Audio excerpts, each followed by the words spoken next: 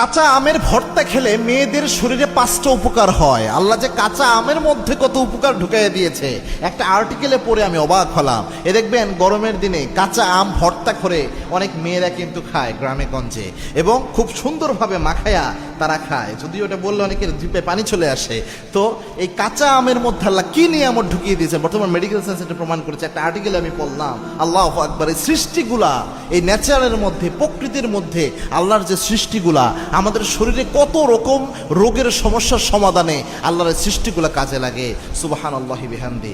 এজন্য আল্লাহ রাব্বুল আলামিন বলছেন, ফাতাবারাকাল্লাহু আহসানুল খালিকিন, আল্লাহর চেয়ে শ্রেষ্ঠ কারিগর কেউ হতে পারে না। আবার আল্লাহ বলেছেন, ওয়ায়াতাফাক্কারুনা ফি খালকিস সামাওয়াতি ওয়াল আরদ, ও আমার গোলামেরা, আমার যে সৃষ্টি জগৎ রয়েছে, আমার যে সৃষ্টিগুলা রয়েছে, এগুলা নিয়ে একটু চিন্তা ভাবনা করো।